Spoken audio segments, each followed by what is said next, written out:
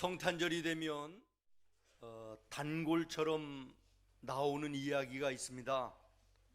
미국 보스턴 옆에 서머빌이라고 하는 도시에서 실제로 있었던 일이라 그래요. 도시시 당국에서 시청 앞 광장에 거대한 성탄 트리를 세우고 호화찬란한 오색 전구들을 설치하고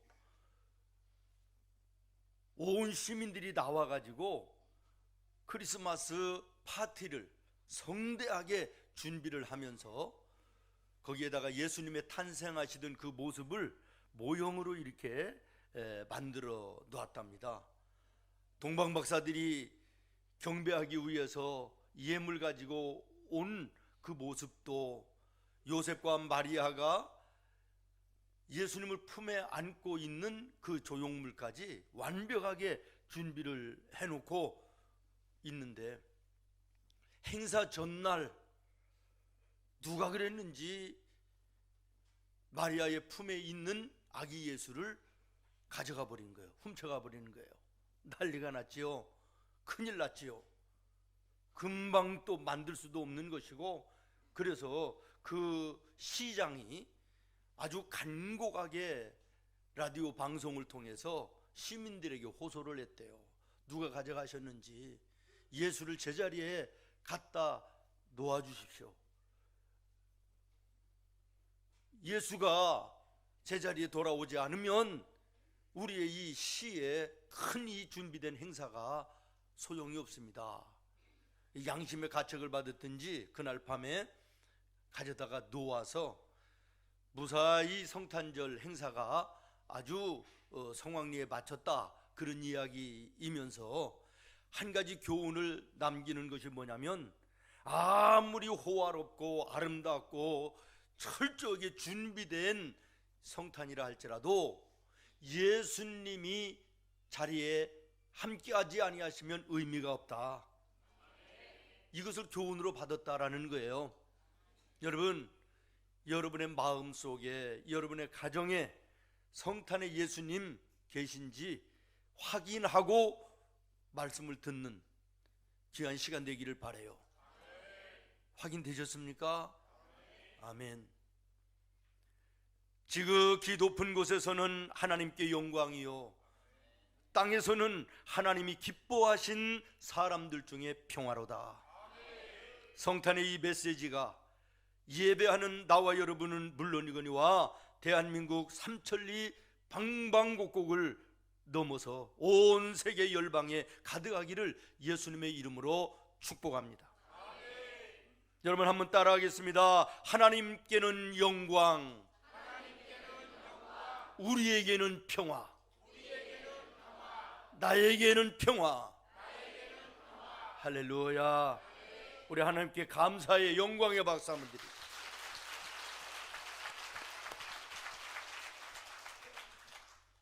양옆에 앞뒤에 모든 우리 성도님들과 성탄 인사합니다. 블레싱 크리스마스.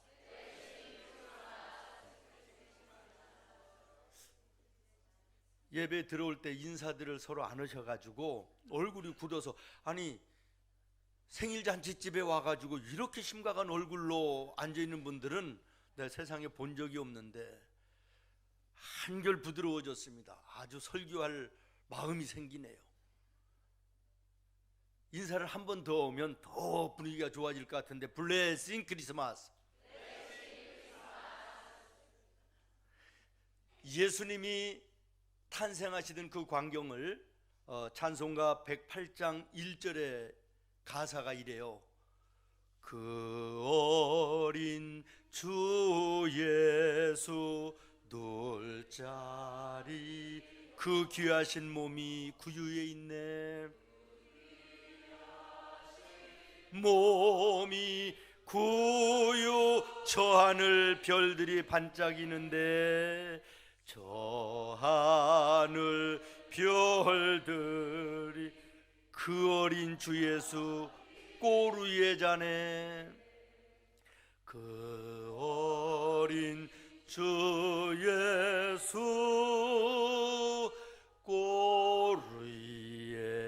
자네. 아멘. 그 귀하신 예수님이 누울 자리가 없어 마구간 구유에 뉘어져 있다. 누가복음 2장 7절에는 첫 아들을 낳아 강보로 싸서 구유에 뉘었으니 이는 여관에 있을 곳이 없음이리라. 우리가 잘 아는 대로 당시에 절기를 따라서 호적을 정리하라 라고 하는 왕의 명령이 있어서 지금 이 예루살렘 베들레헴에 수많은 인파들이 호적을 하기 위해서 몰려왔다라는 것이에요. 그러니 묵을 머무를 숙소를 잡기가 그야말로 하늘의 별 따기처럼 어려운 상황이지요. 말씀에 있는 대로 여관조차도 있을 곳이 없어 어느 집인지는 알 수 없지만 그 집의 방도 아니고 사랑방도 아니고 마구간에 말구유에 예수님이 탄생하셨다, 그런 얘기입니다. 여러분, 그러나 이 사건이 예수님이 말구유에 마구간에 탄생하셨다, 이 출생의 사건이, 이 출생의 자리가 의미 없는 것이었겠느냐라는 것입니다. 제가 여러분에게 늘 말씀을 드리지만 하나님 안에서는 우연이 없습니다. 저는 예수님의 이 탄생의 자리, 탄생의 장소에 하나님의 위대한 우리를 향하신 사랑의 섭리가 있음을 믿습니다. 여러분 한번 생각해 보십시오.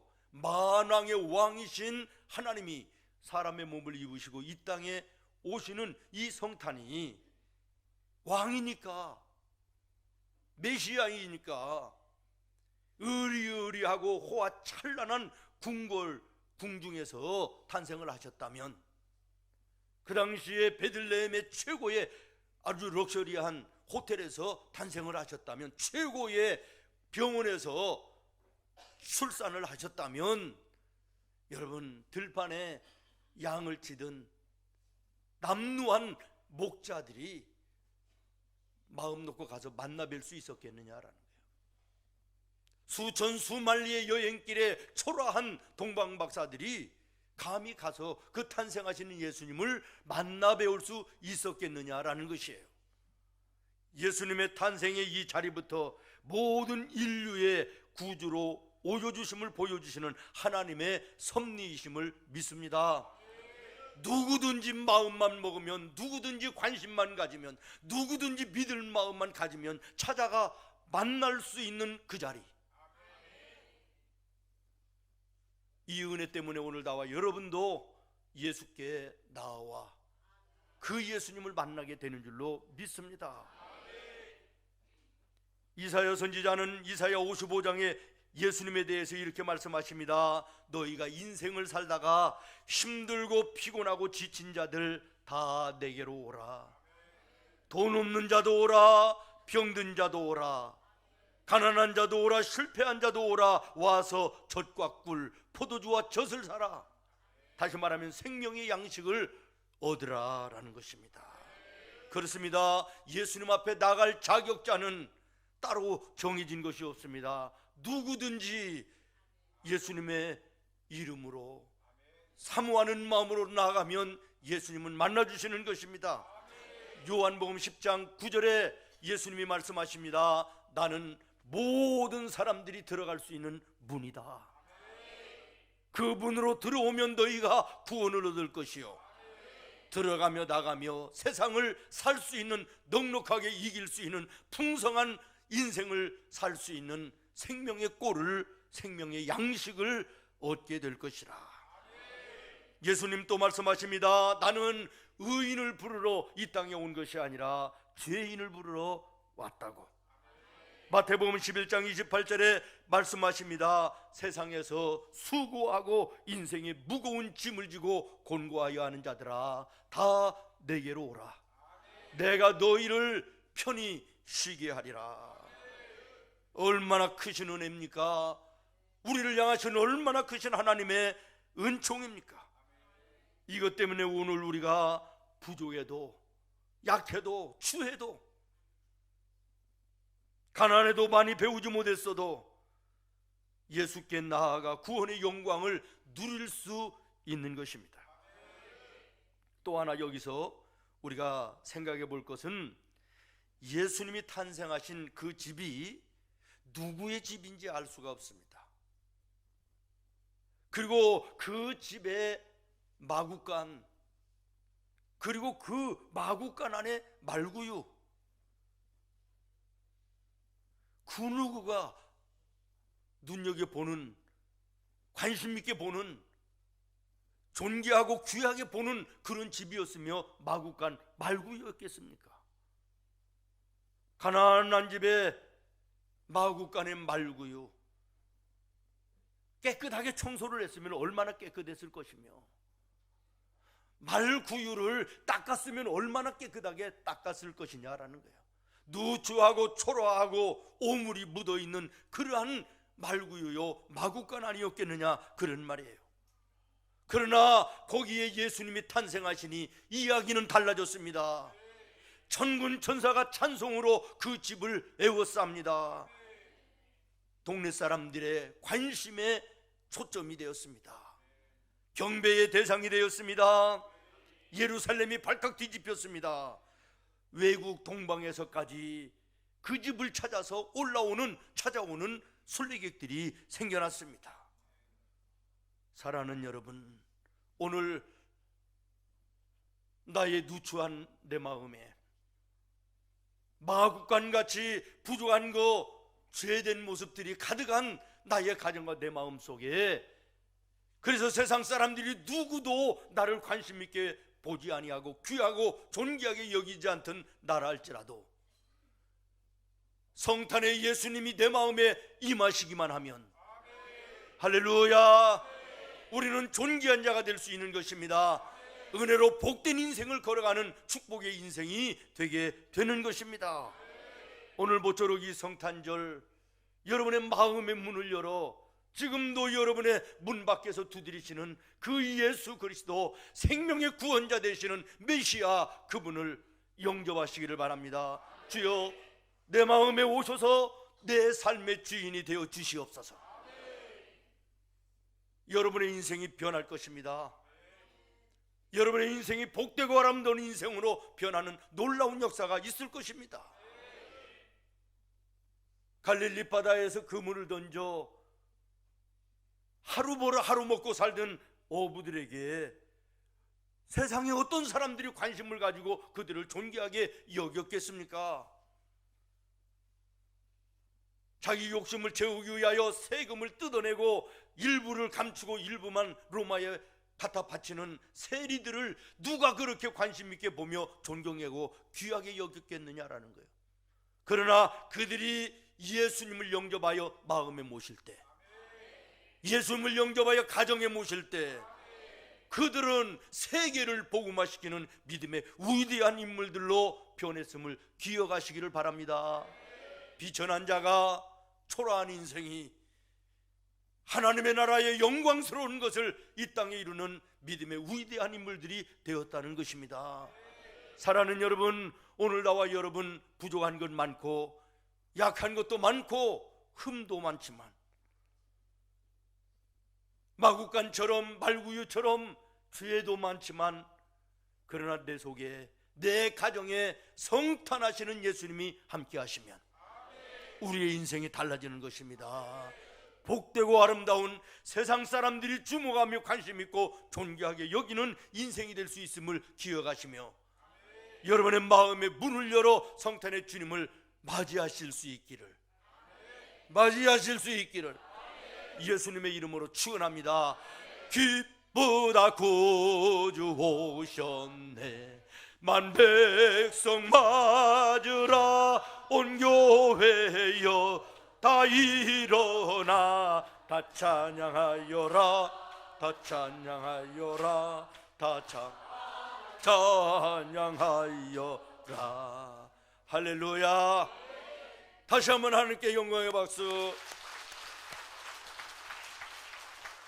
여러분, 예수님이 이 땅에 오신 목적은 간단하면서도 분명하게 두 가지로 말씀하셨습니다. 예수님이 말씀하신 거예요. 첫 번째, 나는 섬기러 왔다. 아멘. 나는 섬기러 왔다고 예수님이 이 땅에 오신 목적을 분명하게 말씀하십니다. 말씀만 하셨을 뿐만 아니라 일생을 사시면서 그 섬김의 도를 다하여 주시고, 결국에는 당신의 몸을 십자가에 찢어 피 흘려 우리의 모든 죄를 사하시고 우리를 구원하시는 섬김으로 섬김을 마무리하셨습니다. 그리고 우리를 구원해 주셨습니다. 마가복음 10장 45절에 이렇게 얘기합니다. 내가 온 것은 섬김을 받으려고 온 것이 아니라 도리어 섬기려고 내가 왔으며 내 목숨을 십자가에 못 박아 모든 인류를 내가 구원받게 하는 대속물이 되기 위해서 왔노라. 그러면서 우리들에게 말씀하십니다. 너희도 섬기는 자의 삶을 살아라. 빌립보서 2장 3절입니다. 아무 일에든지 다툼이나 허용으로 하지 말고 오직 겸손한 마음으로 각각 자기보다 남을 낮게 여기고. 4절 여러분이 같이 읽겠습니다. 시작. 각각 자기를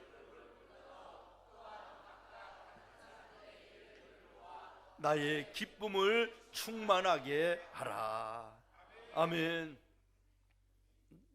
나보다 남을 낮게 여기고 위로의 말로, 칭찬의 말로, 격려의 말로 그들을 섬기고 나의 시간과 나의 물질과 내 몸과 마음으로 이웃들을 섬기고 섬기는 삶을 살아라는 거예요.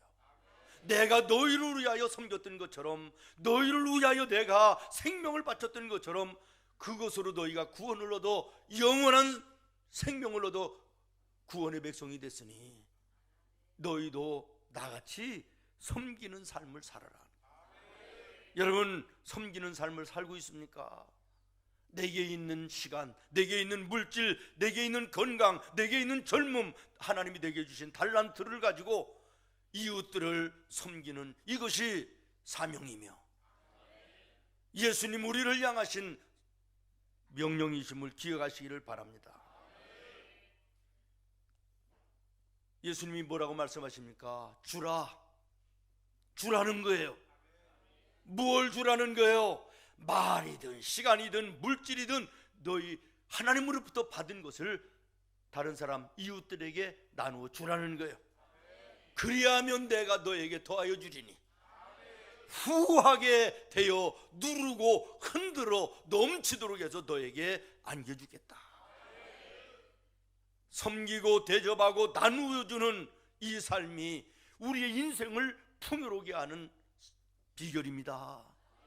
부둥켜 안고 끌어안으면 이것이 전부 다 내 것이 돼서 부유케 되는 것으로 세상 사람들은 압니다. 그러나 주님은 나누어 주라는 것입니다. 너에게 물질이 있느냐, 시간이 있느냐, 건강이 있느냐, 젊음이 있느냐, 너에게 받은 달란트가 있느냐, 예수님의 이름으로, 예수님의 사랑으로 나누어 주라는 거예요. 나누어 주면 더 풍성케 되는 놀라운 역사가 너에게 따를 것이라는 것이에요. 이것이 믿음의 아이러니인 것입니다. 나누어 주면 없어져야 되는데 나누어 주면 줄수록 더하여지는 이 영적인 아이러니, 이것이 믿음의 비밀이며 구원받은 성도들의 축복된 삶인 것입니다. 미국에 우리 교포들이 처음에 가면 대부분 많이 하시는 직업이 세탁소라 그래요. 제가 교포 한 분을 만나서 간증을 들었어요. 할 게 없으니까 그래도 대학에서 정식 교수는 아니었지만 그래도 강의를 하던 체면을 다 내려놓고 할 것이 없으니까 조그마한 세탁소를 차렸는데 안 되는 거예요. 손님이 하루에 몇 명밖에 없는 거예요. 자동 건조기 뭐 이렇게 이런 거 있잖아요. 코인 넣고 빨래방 같은 이런 것을 하는데 말이에요. 생활이 안 될 정도예요. 근데 어느 날 누추하게 생긴 사람이 와가지고 동전을 바꾸는데 그 행색이 너무 초라한데 마음이 아프더라는 거예요. 그냥 해줬으면 좋겠는데 나도 힘들고 나도 먹고 살기 어려운데. 그래서 이제 그냥 마음은 편치 않지만 그렇게 해가지고 갔다는 거예요. 근데 그 다음에 또 왔는데 영 마음이 편치 않아서 이제 그분에게 무료로 할 수 있도록 해주면서 어렵게 보이는 사람들에게는 섬기기를 시작했다는 거예요. 돈을 받지 않고. 그런데 놀라운 일은 시간이 가면 갈수록 사람들이 일감이 몰려오기 시작하는데 걷잡을 수 없는 하나님의 부어주심의 은총 가운데 오늘 내가 이 미국 땅에서 이렇게 부를 누리며 넉넉하게 하나님의 은혜 가운데 살고 있다고 간증하더라고요. 나누어 주면 없어져야 되는데 나누어 주면 우리 하나님께서 채우시는 은혜 가운데 넘치게 되는 것이에요. 아브라함도 길을 지나가는 길소나나 나그네를 잘 대접했다가 하나님의 눈에 띄고 하나님의 놀라운 특별한 은총 가운데 축복된 인생이 되었음을 성경이 말씀하고 있습니다. 예수님이 말씀하십니다. 어린아이 하나에게 물 한 그릇 대접하는 것도 나는 결코 잊어버리지 않겠다. 사랑하는 여러분, 예수님은 섬기러 오셨다고 그랬습니다. 나보다 남을 낮게 여기며 너희도 섬기라고 말씀하십니다. 오늘 우리는 예수님을 통하여 구원받은 성도이니 나도 섬기며 살아야 될 것입니다. 나누어 주며 살아야 될 것입니다. 두 번째는 화목제물로 오셨다고 말씀하십니다. 다시 말하면 화평케 하는 자로 오셨다라는 거예요. 하나님과 우리가 죄로 말미암아 단절되어 원수되었을 때 예수님께서 오셔서 이 중간에 죄의 담을 예수님의 십자가의 보혈로 허물어뜨리시고 나와 하나님을 화목하게 하시는 화목제물로 오셨다. 고린도후서 5장 18절부터 19절의 말씀입니다. 여러분이 같이 읽겠습니다. 시작. 모든 것이 하나님께로서 났으며 그가 그리스도로 말미암아 우리를 자기와 화목하게 하시고 또 우리에게 화목하게 하는 직분을 주셨느니라. 아멘. 예수님이 당신이 친히 화목제물이 되어주시고 우리를 구원하시고 구원받은 우리에게 명령하시는 것입니다. 너희도 나가서 화목케 하는 자들이 되라. 사람과 사람 사이에 화평을 이루는 자들이 되라고 말씀하고 계신 것입니다. 마태복음 5장의 산상수훈에서도 화평케 하는 자는 예수님이 말씀하십니다. 복이 있는 자다. 화평을 이루는 자가 하나님의 아들이라고 일컬음을 받을 것이다. 사랑하는 여러분, 우리가 왜 다른 사람들과의 인간관계 속에서 화평을 누리며 살지를 못합니까? 빌립보서 2장에 말씀하신 예수님 말씀대로 나보다 남을 낮게 여기는 섬김의 모습으로 산다면 이웃들과의 대인관계 속에서 화평을 누리지 못할까요? 나에게는 굉장히 관대하고 다른 사람에게는 굉장히 모진 거, 이것이 우리의 본성입니다. 그러나 예수님은 말씀하시는 것이 너희에게는 가혹해 해야 되지만 다른 사람에게는 관용을 베풀고 섬기는 자세로 살아야 된다, 이렇게 말씀하시지 않습니까? 오늘 사람과 사람 사이에도 화평을 이루는 피스메이커의 삶을 우리가 살아야 되는데 나는 과연 그 삶을 살고 있는지, 나보다 남을 낮게 여기라고 그리고 섬기라고 말씀하시는 예수님의 말씀에 우리는 순종하며 그렇게 살고 있는지 돌아봐야 될 것입니다. 자기 아들 얼굴이 동그라면 아이고 우리 아들은 이렇게 잘생겨 보름달 같다 이렇게 얘기하는데, 옆집에 애가 얼굴 동그라면 뭐 저게 찐빵이냐 뭐냐, 그러면 그 집에서 가만히 있겠어요? 네 아들은 개떡이다 이러지 않겠어요?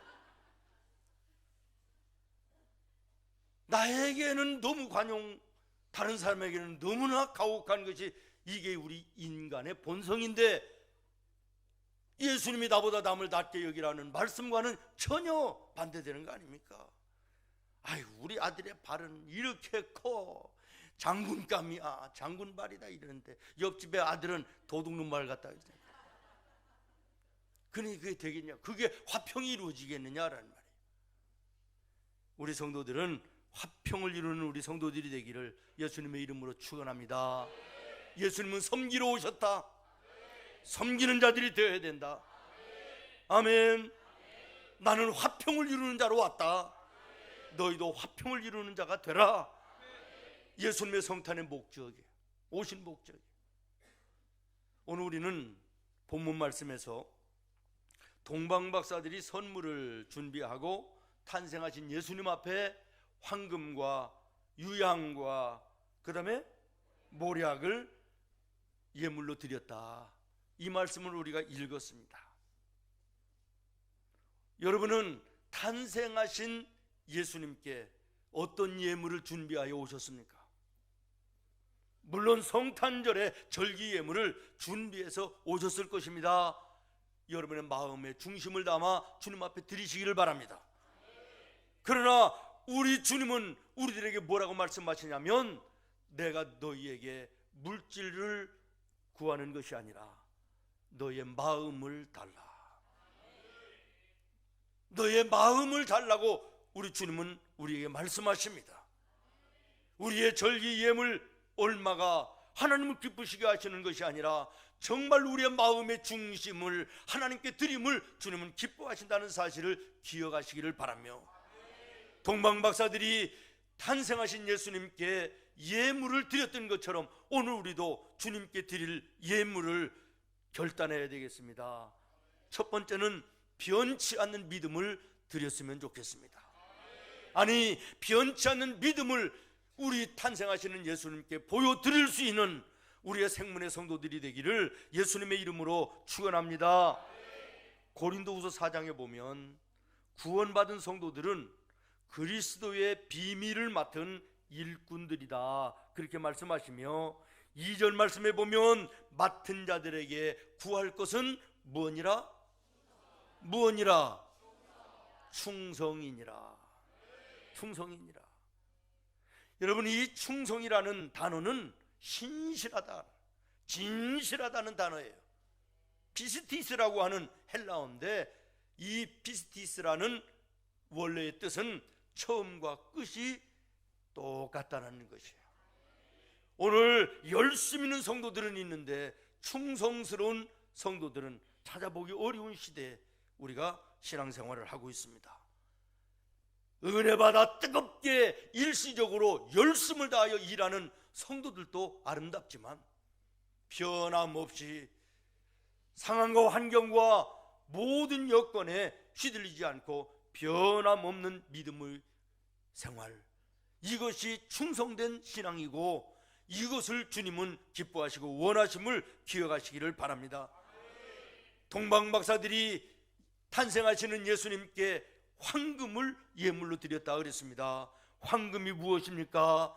변치 않는 것입니다.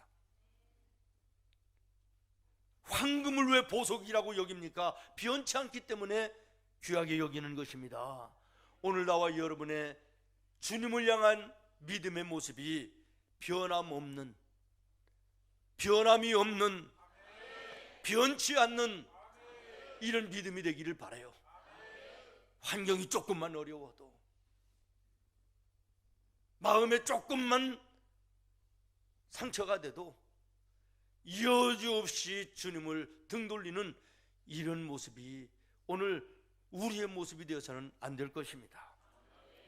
환경과 여건에 휘둘리지 아니하고 사람들에게 휘둘리지 아니하고 변함없는 모습으로 구원받은 하나님의 자녀의 모습을 주님 앞에 보여드리는 황금과 같은 변치 않는 믿음의 모습, 우리가 탄생하시는 예수님께 드릴 성탄의 선물입니다. 또 하나는 선한 영향력을 보여드릴 수 있기를 바랍니다. 마태복음 5장에 보면 너희는 세상의 소금이다. 소금이 맛을 잃어버리면 무슨 소용이 있겠느냐? 너희는 세상의 빛이다. 빛이 빛을 잃어버려 비추지 아니하면 무슨 의미가 있겠느냐? 너희의 빛을 세상에 비추게 하여 사람들이 보고 나오게 하라고 말씀하십니다. 다시 말하면 선한 영향력을 너희는 끼치는 삶을 살아라, 그런 말씀입니다.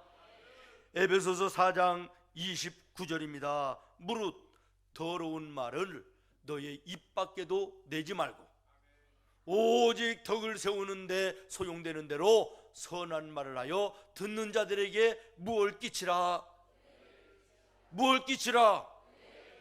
은혜를 끼치게 하라. 너의 말과 너의 행동과 너의 삶을 통하여 예수의 아름다운 향기로 선한 영향력을 끼치는 삶을 살아라, 그런 얘기예요. 고린도후서 2장 15절입니다. 구원받은 성도는 그리스도의 향기니. 나와 여러분은 예수님의 향기랍니다. 여러분의 삶 속의 이웃들에게, 함께하는 모든 사람들에게 예수의 향기 되어 선한 영향력을 끼치는 하나님의 자녀들 되어야 될 것입니다. 박사들이 예수님께 드렸던 유향이 무엇입니까? 향수 같은 것입니다. 아름답고 좋은 향기를 풍기는 유향. 오늘 우리도 예수 그리스도의 향기가 되어 나와 함께하는 모든 사람들에게 영적인 선한 영향력을 끼치는 하나님의 자녀들 되기를 예수님의 이름으로 축원하고, 이 모습을 예수님께 선물로 드릴 수 있기를 바랍니다. 마지막으로 세 번째, 부활신앙을 보여드려야 되겠습니다. 동방 박사들이 드린 세 번째 예물이 뭐지요? 몰약입니다. 몰약이라고 하는 것은 죽은 시체가 빨리 부패되지 않도록 시체의 몸에 바르는 그런 약이었다 그래요. 그래서 이 당시에 몰약 그러면 예수님의 부활을 상징하고 의미하는 것으로 사용됐다 그럽니다. 다시 말하면 오늘 우리가 주님 앞에 드릴 이 예물도 몰약처럼 부활의 신앙을 믿는 이 믿음을 주님 앞에 보여드리는 우리가 됐으면 좋겠다라는 거예요. 여러분, 부활이 무엇입니까? 부활이 무엇입니까? 사망과 생명의 싸움에서 처음에는 사망이 이기는 것 같았는데 결국에는 생명이 이겼다는 거, 이것이 부활 아닙니까? 맞지요? 불의와 의가 싸웠는데 처음에는 불의가 이기는 것 같았는데 결국에는 의가 승리했다는 것이 부활 아닙니까? 거짓과 진리가 싸웠는데 처음에는 거짓이 이기는 것 같았는데 결국에는 진리가, 진실이 이겼다는 거 아닙니까? 절망과 소망이 싸움에 처음에는 절망이 이기는 것 같았는데 결국에는 소망이 승리했다는 것이, 이것이 부활인 거예요. 부활신앙을 가져야 된다라는 말을 많이 합니다. 부활신앙이 무엇입니까? 우리의 인생 살아가다가 이 싸움을 우리는 죽을 때까지 싸우는 것입니다. 사망과 생명의 싸움, 불의와 의의 싸움, 거짓과 진실의 싸움, 절망과 소망의 싸움, 우리의 부단한 싸움인 것인데 부활신앙이 무엇입니까? 오늘 내가 사망의 음침한 골짜기를 다닌다 할지라도, 오늘 내가 본의 아니게 죄 짓는 불의한 자리에 있다 할지라도, 내가 부족해서 거짓된 입술로 거짓된 삶을 산다 할지라도, 오늘 삶의 어려움 때문에 한숨 쉬고 탄식하는 절망의 인생을 걸어간다 할지라도, 그러나 이것이 나를 영원히 무너지게 하는 것이 아니라 하나님이 나와 함께 하시니 내가 하나님을 바라보니 하나님께서 이 자리에서 나를 건져주실 것이다. 결국에는 승리하게 하실 것이다. 내가 오늘 사망의 음침한 골짜기에 있지만 하나님께서 머지않아 나를 원수들의 목전에서 높이 들어 상을 베푸시고 살아계신 하나님의 영광을 나타내 보일 것이다. 이 믿음으로 살아가는 것이 부활신앙인 거예요. 오늘 혹시 여러분의 삶 속에 힘들고 어려운 일이 있습니까? 부활신앙을 가지시기를 바랍니다. 부활의 믿음을 가지고 사는 자들은 결국에는 승리하며 하나님의 영광을 보는 놀라운 축복의 삶을 살게 되는 것입니다. 어느 상황, 어느 환경, 어느 어려움 속에서도 믿음으로 하나님을 바라보고 하나님을 의지하며 믿음의 소망으로 달려가는 부활신앙의 우리 성도들이 되기를 예수님의 이름으로 축원합니다. 동방박사들이 드렸던 황금과 유향과 모략의 선물처럼 오늘 이 성탄 주님 앞에 나의 변치 않는 믿음을 선물로 보여드리기를 예수님의 이름으로 축원하고 선한 영향력을 주님 앞에 보여드리기를 예수님의 이름으로 축원하고 부활신앙을 가지고 흔들림이 없이 달려가는 나와 여러분의 믿음의 다름질을 주님 앞에 보여드리는 은혜의 성탄이 되기를 예수님의 이름으로 축원합니다. 기도하겠습니다. 하나님,